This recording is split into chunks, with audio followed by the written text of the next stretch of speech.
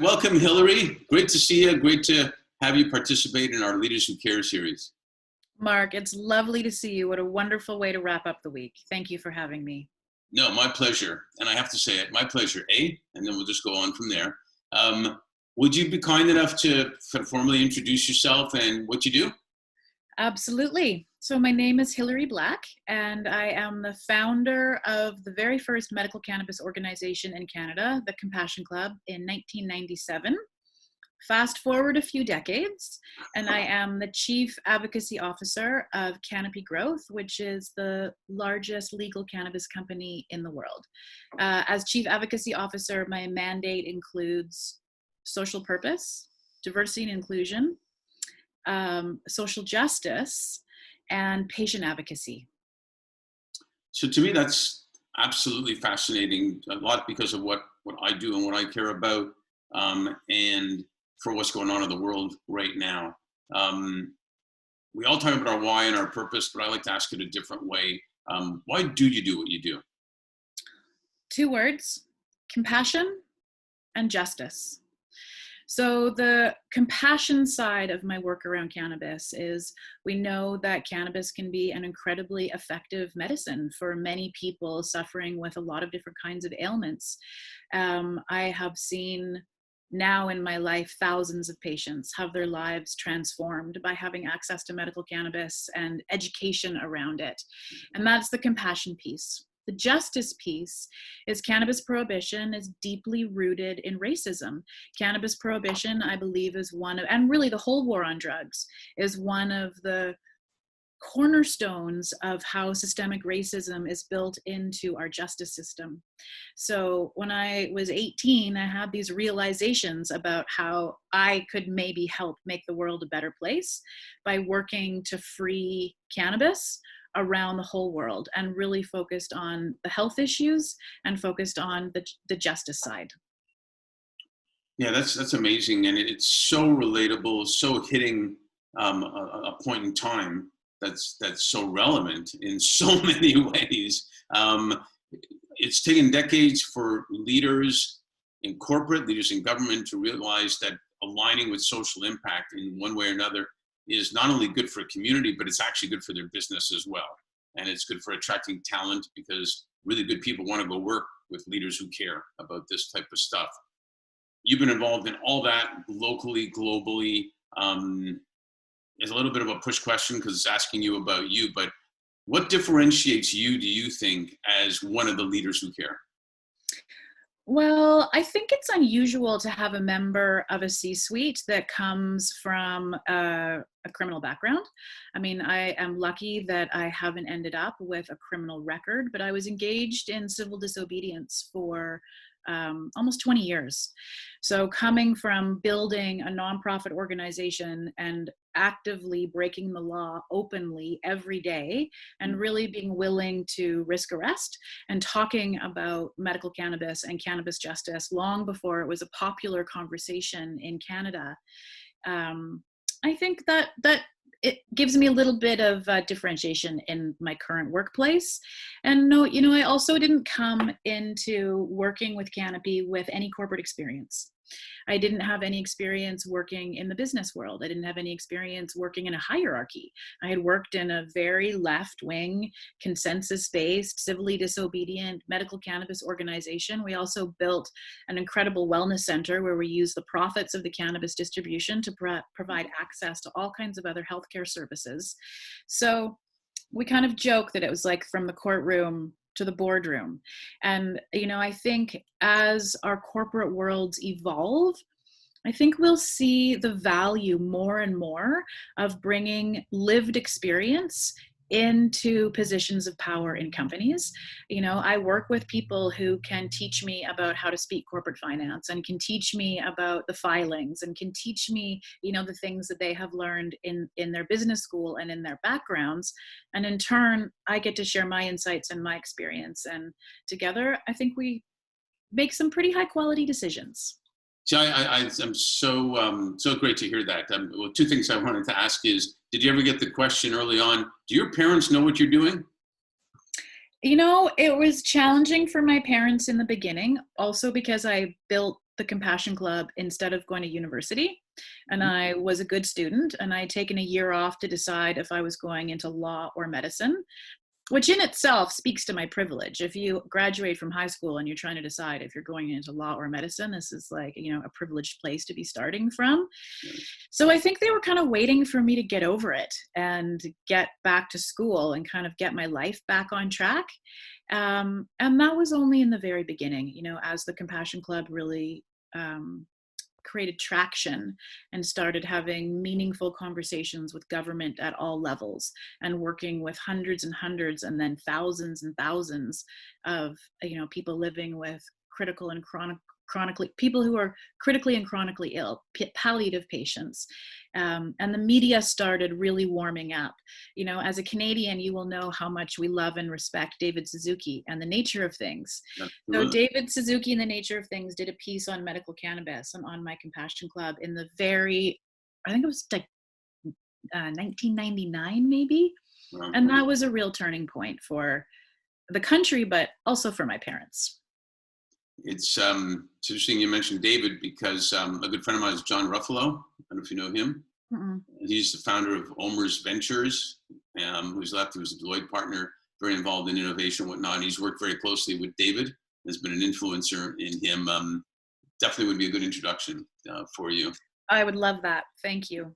To meet with him. The other thing I love that you said is, because we work very much like this, the world's changed. We talk about experiences rather than years of experience or specifically what college you went to, because the world has changed and is going to change a lot more, I think, in that respect as to, like you said, going from the courtroom to the boardroom. It's like putting a sports team together. You put the right fit together to make up a team. So I'm really glad you shared that. Talking about family, my grandparents were from Kiev, and they always used to say, and I'm sure maybe yours did too, with a little Kiev accent, as long as you got your health, that's the most important thing. And then they said, and then education. But with technology changing like crazy, with people's thought mindsets changing like crazy, and COVID giving people a lot more time to think about what's going on, how do you view the future, specifically what you're bringing to the table for well-being and everything? How do you view the future and how everybody will be more aware in the workplace, at home, and in the community? Well, I mean, externally in my industry, one thing we've seen is people are consuming a lot more cannabis during COVID. And I'm not sure if it's just that they have more time at home, but I think it's also perhaps helping people to manage some of the anxiety or the depression that can come from separation. I mean, I think one of the blessings is our professional relationships have become more intimate and have become more personal, right? So through our experience of having video calls from our home, you have your children or your neighbor or your dog popping in, and you get to see the inside of somebody's home. But also we have been spending more time just taking care of each other. You know, like in the first few weeks of COVID, when everybody was adjusting and it was all very alarming, I was meeting with my team daily, and most of our conversations were about what's happening for your parents in Italy. How are you managing to get your groceries? You know, some people in my team live alone in condos in downtown Toronto, and their experience is very different from somebody who lives with a family in a rural setting. And I have colleagues that live all over the world. So acknowledging that it was valuable company time to spend taking care of one another, checking on physical health, sharing recipes, sharing tips for how we're getting our workouts at home, and more tears, honestly. Mm-hmm. You know, I think that we have more room for empathy, and also as a leader, I find there's more room for vulnerability, right? I'm able to also share what I'm worried about, or if I'm upset that day, rather than needing to, well, I'm never a stoic leader. I'm a crier, but I think a real increase in both empathy and vulnerability. Yeah, that's fantastic. And you know, we're dealing with a lot of mental health issues right now for all the obvious reasons: COVID, racial, you know, pandemic, you name it. Working remote, is that going to stay like that? I think, I love your viewpoint on this. Business leaders are going to be ones that are going to be playing a much bigger role in the financial wellness of their people, the physical wellness of their people, and the mental wellness of their Yeah. people. But it also relates to a lot of, we're calling them vintage now, by the way. They're not senior or old or ancient. We call everybody vintage now. But even a lot of people that are getting up in age that maybe are, older, but we're taught, oh my God, cannabis and all this stuff, but are realizing maybe it's good for their well-being too, and maybe in mental health, it's good for your well-being. Are you finding that the business leaders can play a part in including that in people's well-being? Yeah, well, certainly. I mean, in Canada, because now we have a legalization of cannabis, both medically and recreationally, companies have the option of including cannabis and medical cannabis in health spending accounts, along with your ability to, see a massage therapist or to see a chiropractor. Mm-hmm. And that, is something that I hope that we get to for the United States, No kidding. sooner than later. But certainly, even from the, very top of the house with our leadership, there's a lot more conversations about how are you? How's your stress levels this week? Please don't work this weekend, even though we know that there's all kinds of things piling up. And that's good to see. We were having a conversation yesterday about the amount of people in our company, including myself, that didn't take their holiday time last year, and how important it is, even when work feels like a tsunami, that we have to take those rests. Well, technology, even way back when it was just computers, everybody was promised that this is going to help us have more time to do what we're going to do. And it seems like we're always on, which is, Yeah. if you love what you do, then it makes it a lot easier. With respect to Canopy and your leadership in the world, the industry and the industry is looking for leaders like Canopy to have integrity, to be able to present the quality products, to be able to make this, if you will, it is already an industry people can respect and use. I mean, not to make a speech here, but there's always been more medical things cannabis can do than liquor, for example, and whatever. So I just love you to share a little bit about what do you and your colleagues at Canopy see as your desire and your role in playing that leadership role for cannabis in general in the world. Well, I'm going to tell you a story because I think that this is really kind of what you're getting at. So this to me speaks to the connection between a personal experience that an employee has and a company's response. And it also, to me, this is about the increasing role of corporations to play a significant to be a significant leader around resolving some of the complex issues that our society is facing. So just over 3 years ago, my best friend's 18-year-old daughter died of a fentanyl overdose. So she was one of the victims of the opioid overdose epidemic that is sweeping both Canada and the US. And she's 18 years old, Gemma. And I took some time off to take care of the family. And I moved in and just did my best to carry them through this really terrible time. And when I came back to work, my CEO at the time said, "Well, Hilary, what do we want to do? How can we contribute? How can we do something that's going to have a systemic impact on the opioid overdose epidemic? Because the crisis needs more funding. There's so much stigma around it. And at this point, we've had hundreds and hundreds of people reporting to us that cannabis is one of the tools that's helping them out of addiction, whether it's somebody that's addicted to their pain medicines or it's somebody who has ended up on the streets addicted to, intravenous substance use. At that time, I believe Sanjay Gupta had already come out with his episode about, how cannabis can help to be a tool out of addiction. But what we really needed was evidence. You need a body of clinical evidence in order for healthcare professionals around the world to understand that cannabis is not a gateway into addiction. Cannabis can actually be a tool to help you find the gate out of addiction. So we invested $2.5 million. The government of British Columbia, the Department of Mental Health and Addiction, contributed an additional $500,000, and we created an endowment at the University of British Columbia to support the world's first ever professorship of cannabis science. And that professor, an amazing man, Dr. M.J. Malloy, there is a leader who cares. If you want to talk to somebody who's in the heart of the overdose epidemic, I highly recommend talking to M.J. Malloy. But he is running clinical trials with people who are addicted to street level opiates and introducing cannabis into their treatment regimes to start building a body of clinical data around what we see in practice is happening with people in their lives in terms of cannabis being a tool out of addiction. And that I was incredibly proud of my company for stepping up in that way in terms of addressing in a significant manner an issue that our country was suffering in, but also responding to a very deeply personal tragedy for me. Mm-hmm. That's beautiful, actually. That's almost what you would think is supposed to happen.